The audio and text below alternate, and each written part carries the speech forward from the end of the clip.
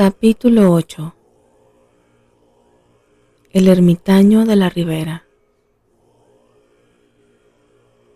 En aquella fecha, y durante varios años después, había un verdugo en casi todas las cárceles.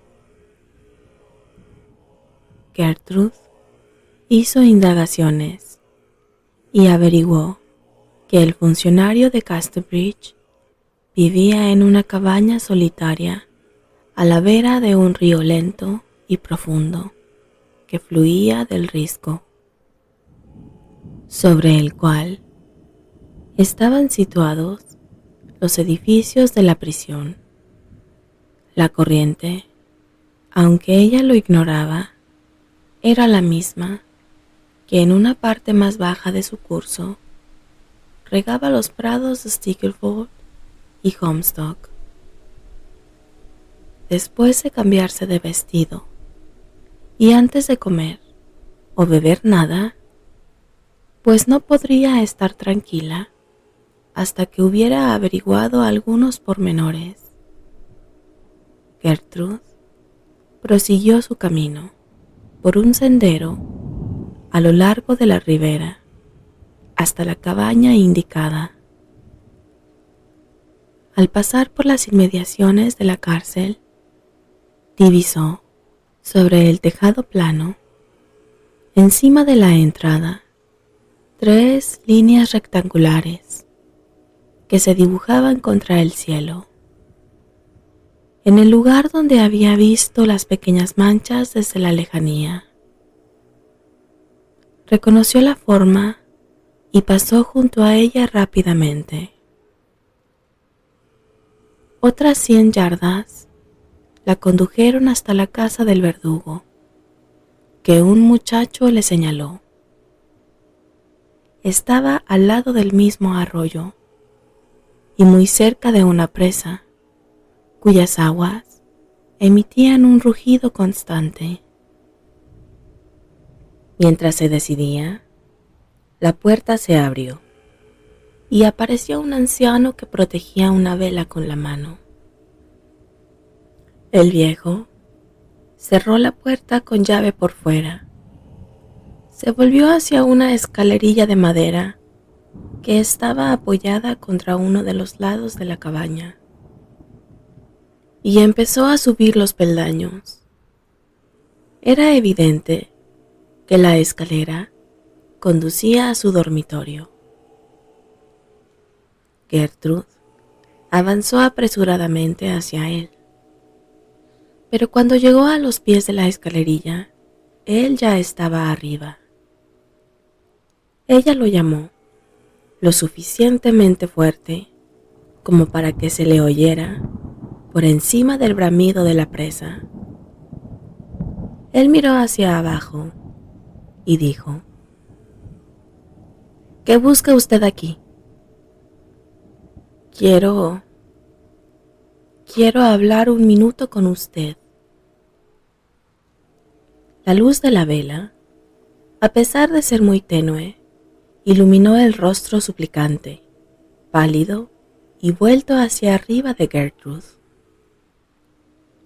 Davis, así se llamaba el verdugo, retrocedió por la escalerilla. Estaba a punto de acostarme, dijo. Si duermes temprano, te levantas temprano, pero no me importa esperar un minuto por alguien como usted. Entre en la casa, abrió la puerta de nuevo y precedió a Gertrude hasta el interior de la habitación. Las herramientas de su trabajo cotidiano, que era el de un jardinero eventual, estaban en un rincón, y él, probablemente, al ver que ella tenía un aspecto rural, dijo: Si quiere usted contratarme para que trabaje en el campo, no puedo ir, porque nunca salgo de Casterbridge, ni por propios ni por extraños. No, yo no. Mi verdadera profesión es ejercer la justicia, añadió con solemnidad. Sí, sí, a eso me refiero. A mañana. Ah, ya me lo suponía. Bueno, ¿qué pasa con eso? No sirve de nada venir aquí a hablar del nudo. La gente viene continuamente, pero yo siempre les digo que un nudo es tan misericordioso como cualquier otro si lo pones debajo de la oreja. ¿Es el desdichado algún pariente? O debería decir, quizá, añadió mirándole el vestido. ¿Alguien que trabajaba para usted? No. ¿Y a qué hora es la ejecución? A la misma hora que de costumbre, a las 11 en punto, o en cuanto llegue el coche con el correo de Londres. Siempre lo esperamos, por si hay un aplazamiento.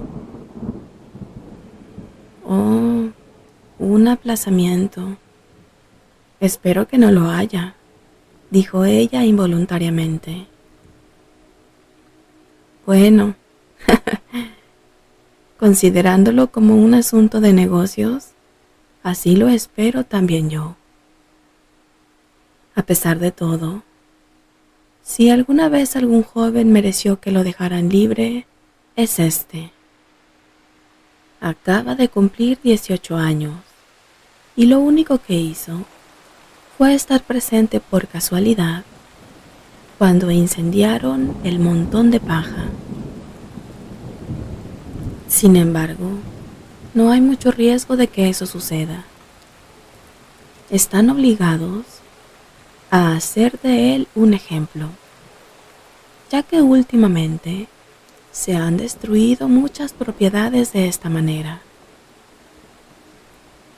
Quiero decir, explicó ella, que quiero tocarlo para obtener un amuleto, una cura para una aflicción, por consejo de un hombre que ha probado la eficacia del remedio. Oh, sí, señorita, ahora lo entiendo. He tenido gente así en los últimos años. Pero no pareces alguien que necesite un cambio de sangre. ¿Y cuál es el mal que te aqueja? Apuesto a que no es del tipo indicado para esto. Mi brazo. Gertrude le enseñó de mala gana la piel marchita. Ah, está todo podrido, dijo el verdugo examinándolo. Sí, dijo ella. Bueno, prosiguió él con interés. Esa es la clase de cosa. Tengo que admitirlo. Me gusta el aspecto de la herida. Es tan adecuada para la cura como cualquiera que haya visto. Fue un hombre sabio el que te envió, quien quiera que fuera. ¿Puede usted conseguirme todo lo que sea necesario?, dijo ella casi sin aliento.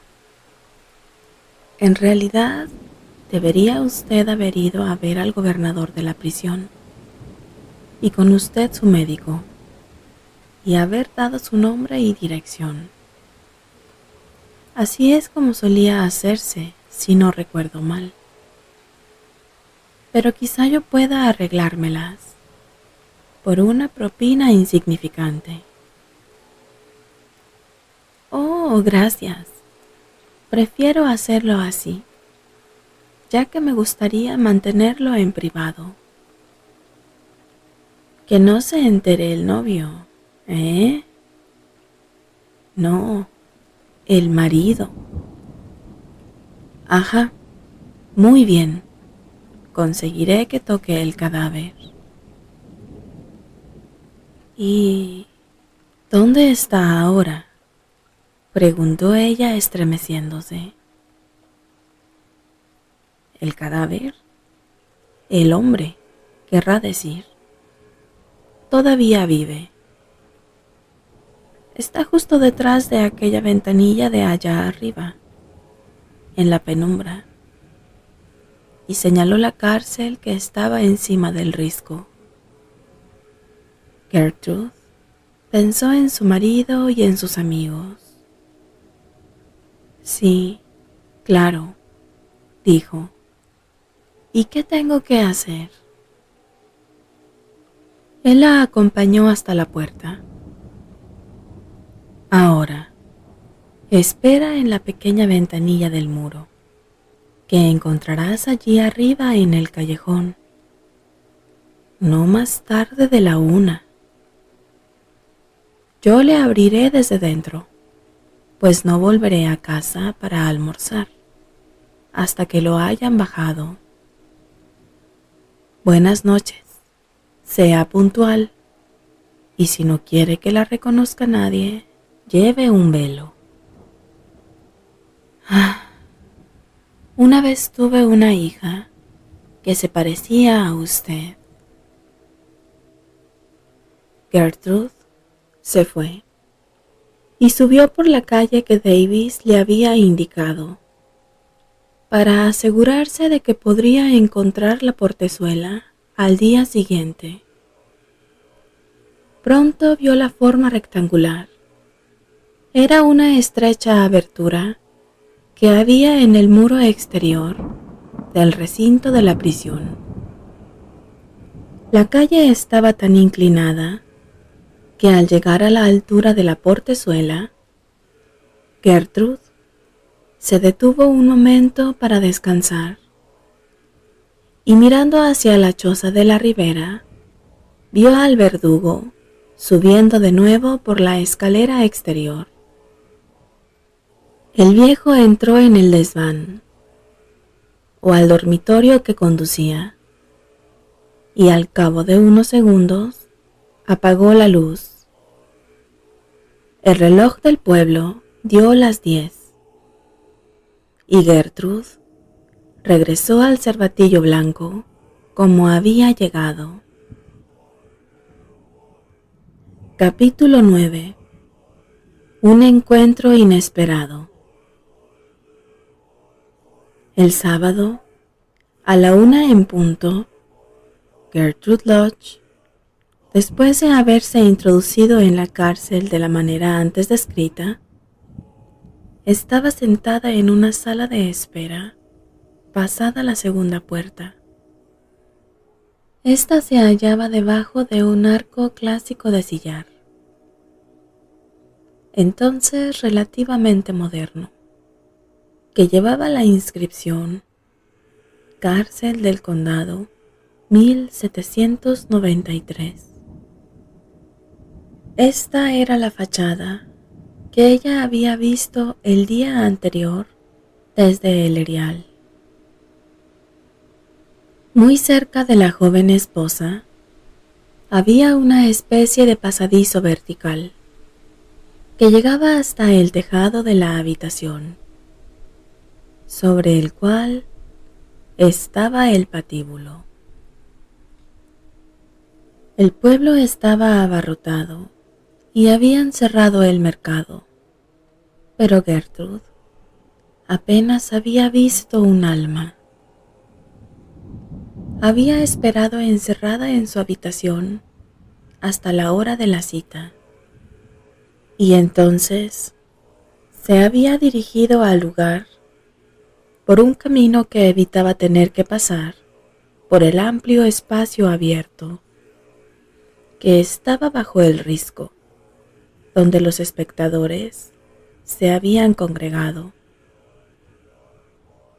Pero incluso ahora podía oír el parloteo de sus numerosas voces y una voz aislada que a intervalos se elevaba por encima de las demás y con un ronco graznido gritaba la frase: «Últimas palabras y confesión del condenado». No hubo indulto, y la ejecución había terminado. Pero la multitud todavía esperaba para ver cómo bajaban el cadáver. Pronto la persistente mujer oyó varias pisadas sobre su cabeza. Y entonces, una mano le hizo una seña, y Gertrude, siguiendo la dirección que ésta le indicaba, salió de allí y atravesó el patio interior pavimentado que estaba más allá de la puerta principal. Las rodillas le temblaban, tanto que casi no podía andar. Llevaba un brazo fuera de la manga del vestido y solo iba cubierto por un chal. En el lugar al que había llegado había 2 caballetes, y antes de que pudiera pensar en su posible finalidad, oyó que unos pies pesados descendían por unas escaleras que estaban en algún sitio detrás de ella. No quiso o no pudo girar la cabeza, y en aquella rígida postura notó que un áspero ataúd, llevado por 4 hombres, pasaba por encima de uno de sus hombros. Estaba abierto, y en su interior yacía el cuerpo de un joven que llevaba una camisa de campesino y pantalones de fustán. El cadáver había sido arrojado al interior del ataúd con tanta precipitación que el faldón de la camisa colgaba hacia afuera. La carga fue depositada provisionalmente encima de los caballetes. Para entonces, el estado de la joven era tal que una niebla grisácea parecía estar flotando delante de sus ojos, a causa de lo cual, y del velo que llevaba puesto, Gertrude apenas podía discernir nada. Era como si estuviera casi muerta, pero se mantenía en pie por una especie de galvanismo. «Ahora», dijo una voz que estaba a su lado. Gertrude apenas pudo darse cuenta de que aquella palabra iba dirigida a ella. Haciendo un último esfuerzo sobrehumano, avanzó, mientras, al mismo tiempo, oía que algunas personas se aproximaban detrás de ella.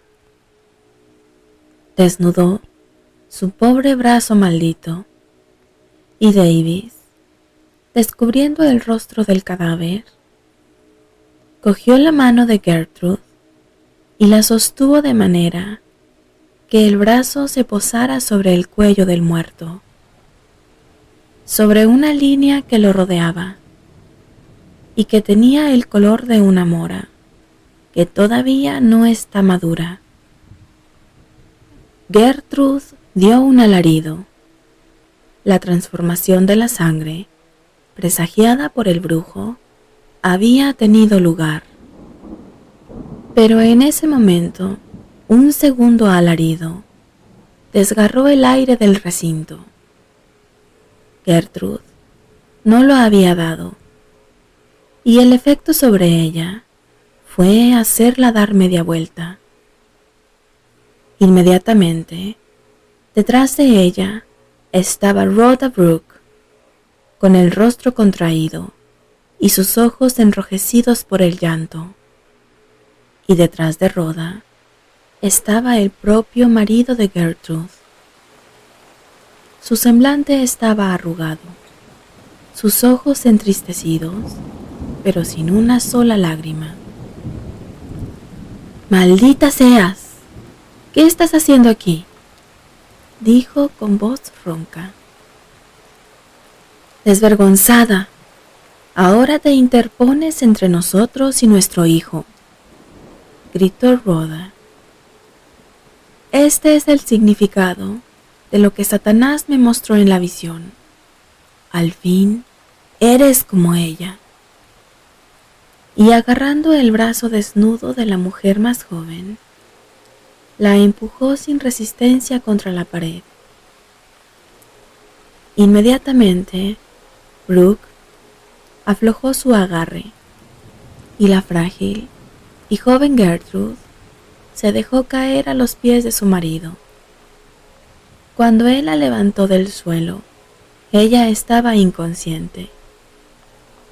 La mera visión de los dos había sido suficiente para indicarle que el joven muerto era el hijo de Rhoda. En aquellos tiempos, los parientes de un condenado ejecutado tenían derecho a reclamar el cuerpo para enterrarlo si lo deseaban.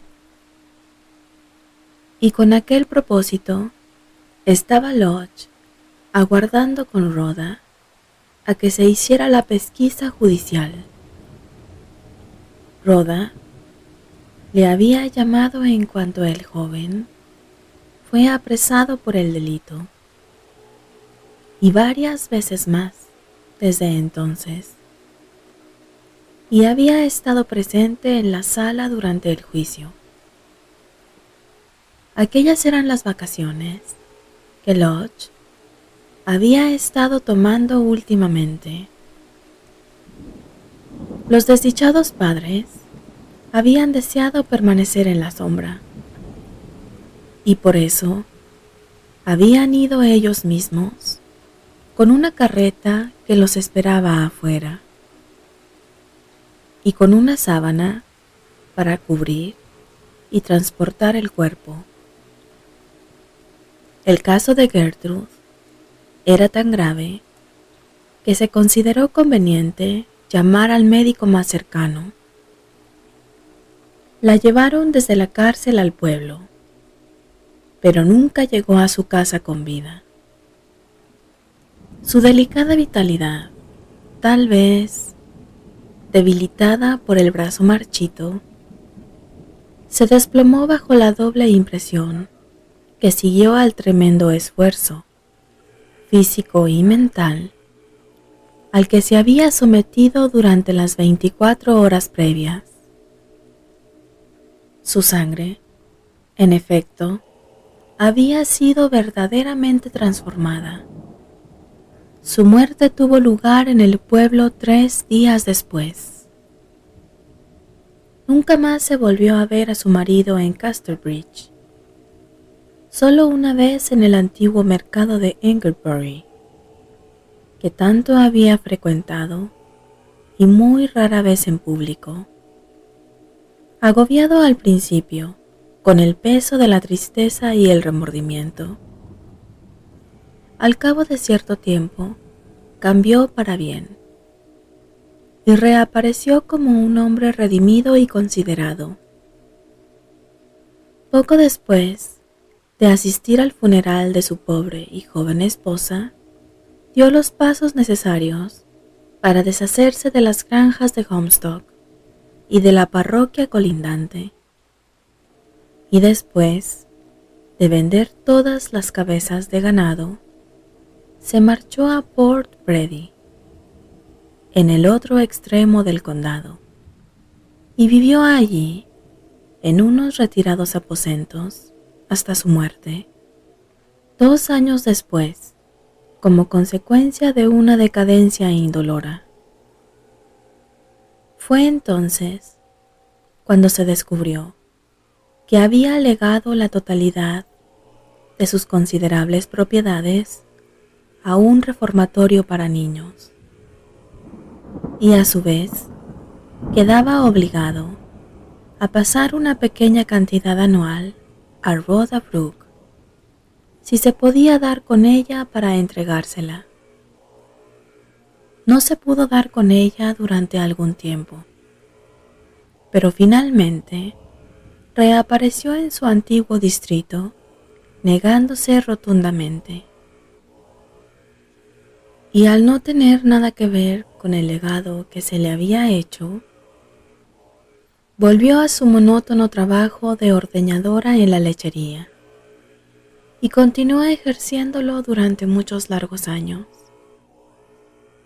hasta que su figura se hizo encorvada y su cabello, una vez negro y abundante, se le puso blanco y se le empezó a caer por encima de la frente, tal vez por haberla tenido presionada contra las vacas durante mucho tiempo. Aquí, a veces, aquellos que sabían de sus experiencias se detenían a observarla y se preguntaban qué pensamientos sombríos latían detrás de aquella frente arrugada e impasible, al ritmo de los intermitentes chorros de leche